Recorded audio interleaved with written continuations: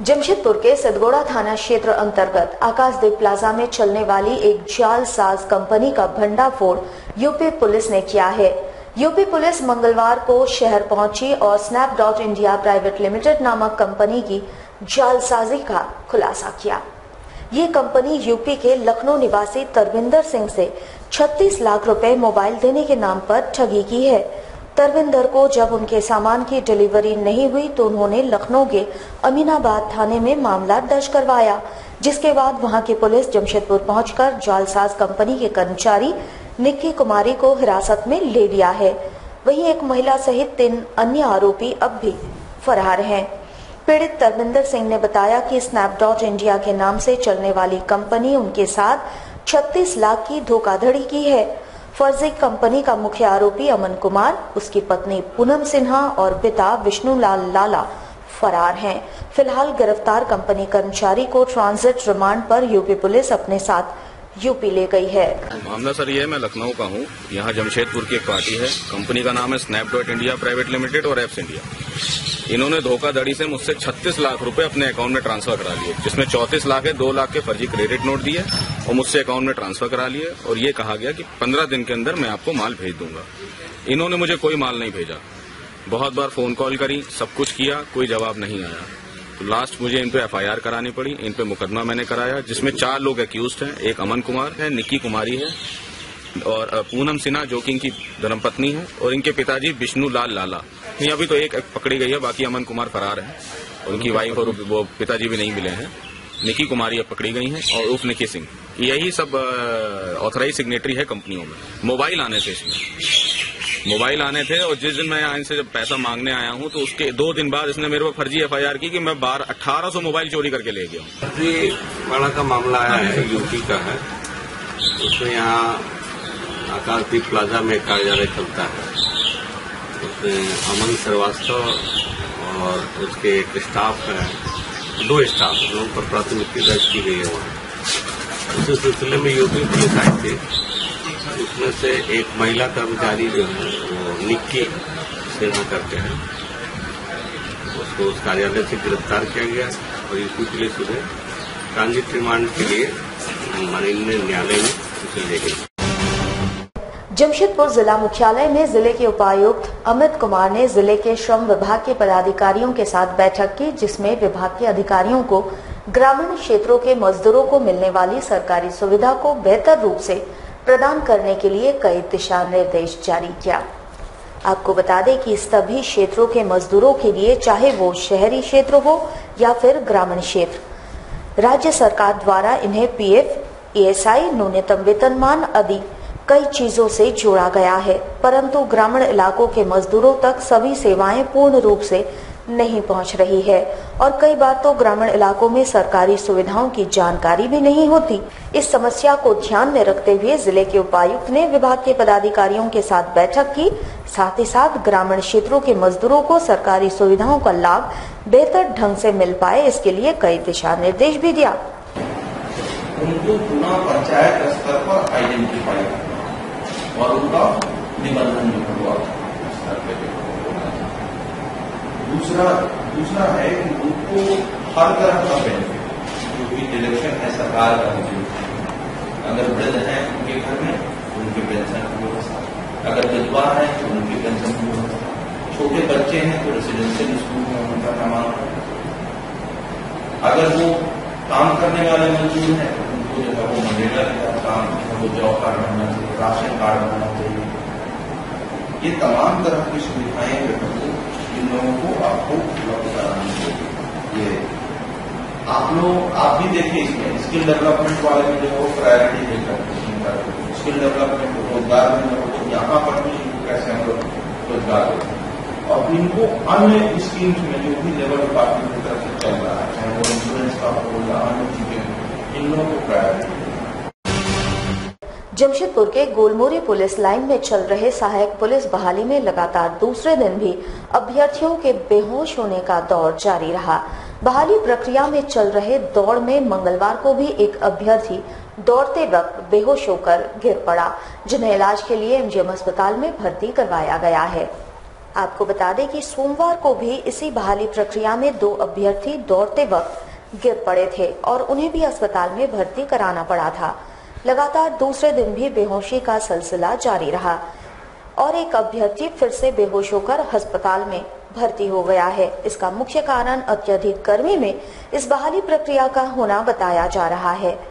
फिलहाल सभी अभ्यर्थियों का इलाज एमजीएम अस्पताल में चल रहा है।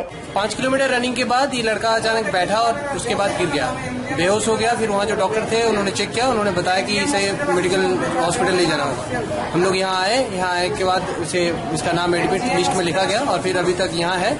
5 मिनट पहले उनको इसका स्लाइन चढ़ाया गया है। सहायक पुलिस का बहाली चल रहा है हॉस्पिटल का। कल भी था, आज भी था। बहुत ज्यादा उमस है, इसीलिए कुछ लोग आज भी उम्मीद है उमस के कारण हुआ होगा, लड़का थक गया होगा। जमशेदपुर के बागबेड़ा थाना के नागाजी गांव में 3 युवकों को बच्चा चोर कहकर पुलिस के सामने मार देने का मामला देश के प्रधानमंत्री तक पहुंच गया है। पीड़ित परिवार ने प्रधानमंत्री नरेंद्र मोदी से न्याय की फरियाद की है। जोगसलाई निवासी मृतक 2 भाइयों की माता कुंती देवी ने देश के प्रधानमंत्री नरेंद्र मोदी को ट्वीट किया है और 18 मई 2017 को उनके दोनों युवा बेटे विकास वर्मा और गौतम वर्मा और उसके मित्र गंगेश गुप्ता की जघन्य हत्या ग्रामीणों द्वारा किए जाने की जानकारी उन तक पहुंचाई गई है, परंतु अब तक पुलिस मुख्य हत्यारे को पकड़ नहीं पाई है। कुंती देवी ने प्रधानमंत्री को लिखा है कि इस मामले में ग्रामीणों ने उनकी 76 वर्षीय सास रामसती देवी को भी घायल कर दिया है, जो अब तक अस्पताल में जीवन और मौत से संघर्ष कर रही है। कुंती देवी भगवान की मूर्ति के सामने खड़ी होकर न्याय की भीख मांग रही है और रोते हुए हाथ जोड़कर देश के प्रधानमंत्री नरेंद्र मोदी से इंसाफ मांग रही है। मतलब क्या है? पुलिस गाड़ी में मेरा बच्चा बैठ गया था, फिर भी निकाल करके उसको मार दो। पुलिस बोला मारो मारो, बच्चा चोर है तो मारो। बताओ, पुलिस वर्दी किस लिए पहनते? देश की रक्षा करने के लिए।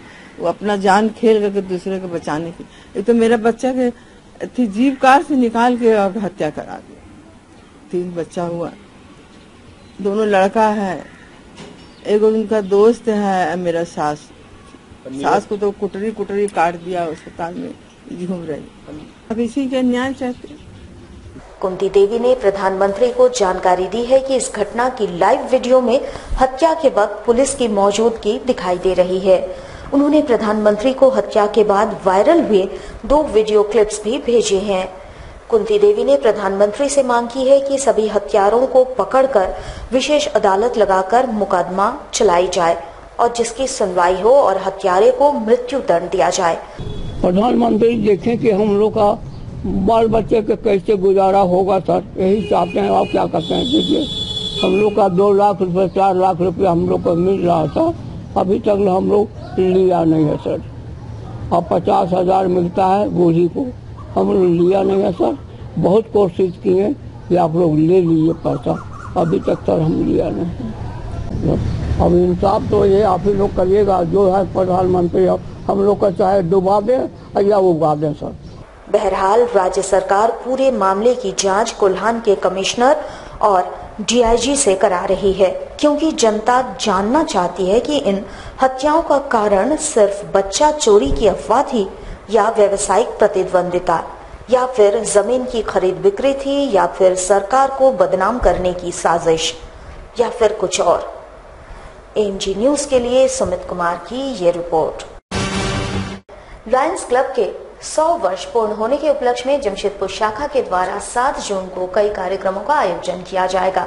इसके तहत एक मेगा हेल्थ कैंप का भी आयोजन किया जा रहा है। एक पत्रकार वार्ता के दौरान लायंस क्लब जमशेदपुर शाखा की ओर से इस आशय की जानकारी दी गई। इन्होंने बताया कि वर्ष 1917 से लायंस क्लब की स्थापना हुई थी और इसका उद्देश्य मानव सेवा था। तब से लेकर आज तक क्लब द्वारा पूरे विश्व भर में इसका निर्वहन किया जा रहा है। 7 जून 2017 को क्लब का 100 वर्ष पूरा हो रहा है, जिस उपलक्ष्य में जमशेदपुर शाखा द्वारा बंगाल क्लब प्रांगण में एक मेगा हेल्थ चेकअप कैंप का आयोजन क्लब द्वारा किया जा रहा है और इसमें विशेषज्ञ डॉक्टर आगंतुकों को उचित चिकित्सीय परामर्श देंगे। हम लोग आज ये प्रेस कॉन्फ्रेंस लायंस क्लब की जो 100वां वर्ष पूर्ति का अनुष्ठान है वो कल हम लोग करने जा रहे हैं। 1917 में शुरू हुई लायंस क्लब इंटरनेशनल कल 100 साल पूरा करेगा, उसी को मद्देनजर रखते हुए, चूंकि लायंस क्लब एक सेवा के संस्थान है, इस सेवा के कार्य से ही हम लोग इसको सेलिब्रेट करना शुरू करेंगे। कल बंगाल क्लब के सहयोग से कल सवेरे 9 बजे से लेकर 1 बजे तक एक मेगा हेल्थ चेकअप कैंप, जिसमें हृदय रोग, मधुमेह, रक्त जनित दूसरा जो भी प्रॉब्लम्स है, और dental, eye, general physical, orthopaedic checkup, Fortis hospital, Narayana Hrudayalaya, doctor Lal's path lab, doctor रिक्विक और कई सारे ऑर्गेनाइजेशंस द्वारा हमारे साथ जॉइंटली दी जाएंगी। पिछले दिनों सरकारी निविदा भरने वाले अनिल कुमार सिंह ने जिले के डीटीओ पर निविदा में गड़बड़ी का आरोप लगाया है। इन्होंने इस संबंध में जिले के उपायुक्त से जांच की मांग भी की है। बताया जाता है कि एक सरकारी निविदा के आवेदक अनिल कुमार सिंह ने निविदा के लिए अपने वाहन का आवेदन दिया था, पर उसे ये कहकर छांट दिया गया है कि उसमें नेशनल परमिट संलग्न नहीं है।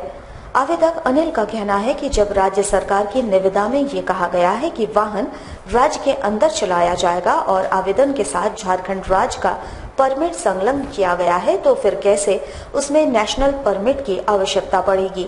इन्होंने स्पष्ट तौर पर इसमें डीटीओ पर गड़बड़ी का आरोप लगाया है और उसमें जिले के उपायुक्त से जांच की मांग की है। मिलने आए थे, हमारे डोर स्टॉप डिलीवरी का टेंडर जो जिला स्तर प्रखंड स्तर में किया गया था, हमने डुमरिया प्रखंड के लिए टेंडर डाला था, जिसमें हमारे टेक्निकल बिट परमिट के नाम पे हमको छटा गया है। जो हमारे झारखंड में चलने जो टेम्पोररी परमिट मैंने डीटीओ साहब से लिया था, फिर भी उनका यह बोलने का मतलब है कि आप ऑल इंडिया परमिट क्यों नहीं डाले।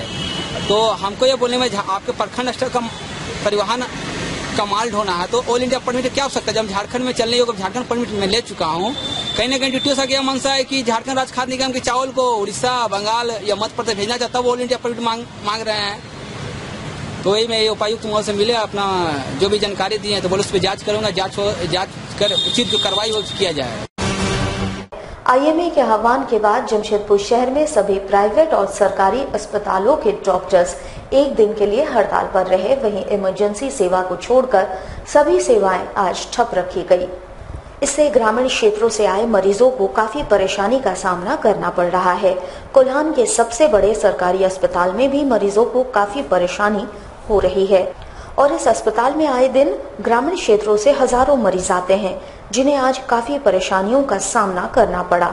आपको बता दें कि डॉक्टर सुरक्षा अधिनियम लागू करने और PCPA-GT एक्ट में डॉक्टरों को परेशान किए जाने के विरोध में आज सभी डॉक्टर एक दिवसीय हड़ताल पर रहे। सबसे पहले तो ये राष्ट्रव्यापी हड़ताल है। इस बात को देखा जाए, समूचे हिंदुस्तान के चिकित्सक या डॉक्टर कुछ ऐसी आम समस्याओं से सफर कर रहे हैं जिनके लिए सरकार का ध्यान आकृष्ट कराना बहुत जरूरी है। अब तक बहुत तरीके से हम लोगों ने इस चीज को सही ढंग से रखने की कोशिश की है, लेकिन लगता है व्यवस्था जो है सो इन सारी चीजों पर विचार नहीं कर रही। सबसे पहला मांग ये लोग कर रहे हैं कि सरकार की मूलभूत जिम्मेदारी है कि वो गांव और दूर दराज के इलाकों में चिकित्सा को पहुंचाए। इसके लिए सरकार अपनी तरफ से पूरी फेल हो रही है, जिसके कारण वो अन्य जैसे आयुर्वेद है, होम्योपैथ है, इन लोगों को अधूरी शिक्षा देकर चिकित्सकों की कमी को पूरा करने जा रहे हैं। बाकी ये एक राष्ट्रव्यापी हड़ताल है, एक राष्ट्रव्यापी मुहिम है केंद्र सरकार को, राज्य सरकार को ये बताने के लिए कि उनकी चिकित्सा व्यवस्था में जो कमियां हैं उनको वो दूर करने का जो प्रयास कर रहे हैं वो सही दिशा में नहीं जा रहा। जमशेदपुर के बिष्टुपुर थाना क्षेत्र के धदकेटी तालाब में एक अज्ञात युवक का शव संदिग्ध अवस्था में मिला है। शव को देखने के लिए लोगों की भीड़ उमड़ पड़ी थी। वहीं शव को देखकर लोगों में सनसनी भी फैल गई। सूचना मिलते ही पुलिस मौके पर पहुंची और शव को कब्जे में लेकर पोस्टमार्टम के लिए भेज दिया है। लोगों ने बताया कि रात में असामाजिक तत्वों के लोग यहां अड्डाबाजी करते हैं और नशा का सेवन भी किया जाता है, जिसको लेकर कई बार लोगों ने शिकायत की है, पर अब तक कोई कार्रवाई नहीं की गई है। फिलहाल पुलिस ने बताया कि युवक का शव तालाब में मिला है और अभी तक युवक की पहचान नहीं हो पाई है। शव को कब्जे में लेकर मामले की जांच की जा रही है। हम लोग को सूचना मिली है कि एक व्यक्ति का शव औंधे मुंह तपकीरी लेक में पड़ा हुआ है। सूचना पर हम लोग आए हैं तो देखे कि औंधे मुंह पड़ा हुआ है, उसको निकलवाए हैं। निकलवाने के बाद यहाँ बहुत से लोग जमा हुए थे, अभी तक किसी ने पहचान नहीं किया है। हम लोग जांच कर रहे हैं, ये इंक्वेस्ट कर दिए हैं, डेड बॉडी चलाने करके हम लोग पोस्टमार्टम में भेज रहे हैं और उसके बाद हम लोग जांच कर रहे हैं। जांच में इसका जो पता आएगा, जो एड्रेस आएगा उसका। ऑल झारखंड स्टूडेंट यूनियन के 32वें वर्षगांठ की तैयारी में यूनियन के सदस्य जुट गए हैं। इसके लिए जमशेदपुर के निर्मल गेस्ट हाउस में एक बैठक का आयोजन किया गया, जिसमें पूरे महीने चलने वाले कार्यक्रमों की रूपरेखा तय की गई। इस दौरान यूनियन के संस्थापक तथा झारखंड पीपल्स पार्टी के अध्यक्ष सूर्य सिंह बेसरा ने बताया कि झारखंड राज्य के मसीहा तथा वीर सपूत भगवान बिरसा मुंडा के शहादत दिवस 9 जून को है और उसी दिन से दोबारा ऑल झारखंड स्टूडेंट यूनियन तथा झारखंड पीपल्स पार्टी के संयुक्त तत्वावधान में राज्य भर में झारखंड के आंदोलनकारियों को न्याय दिलाने के लिए फिर से आंदोलन की शुरुआत की जाएगी। इन्होंने कहा कि झारखंड राज्य का गठन जिस मकसद के साथ हुआ था वो आज तक पूरा नहीं हो पाया है और लगातार सत्ता बदल दी गई।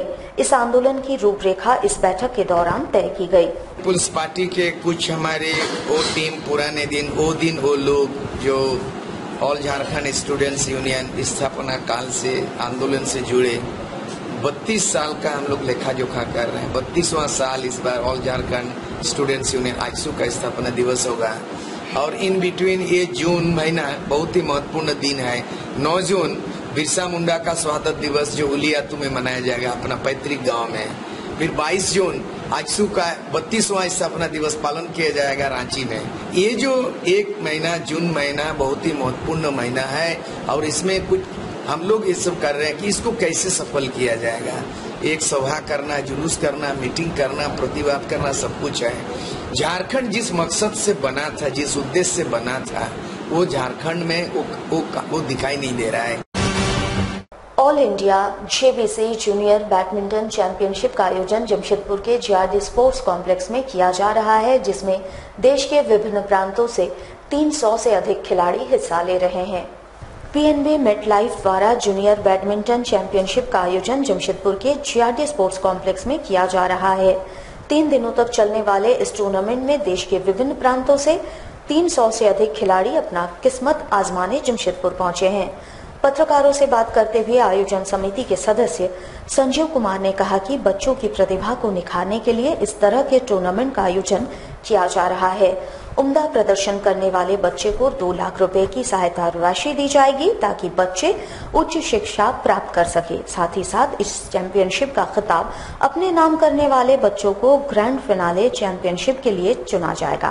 फाउंडेशन और केंद्रीय मेटलाइफ के इनिशिएटिव से शुरू हुई है Jamshedpur for the first time और इसमें 300 पार्टिसिपेंट्स ऑल ओवर स्टेट से आए हुए हैं।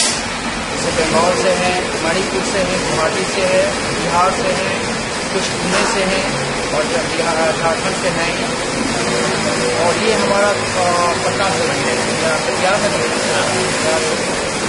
और इसमें 5, 6, 7, 8 तक ये हमारा इवेंट चलेगा। उस पर वैली 8 तो नहीं चल पाएगा, 7 को ही क्लोजिंग होगा। हमारे साथ लगातार जुड़े रहने के लिए आप हमें YouTube पर जरूर सब्सक्राइब करें।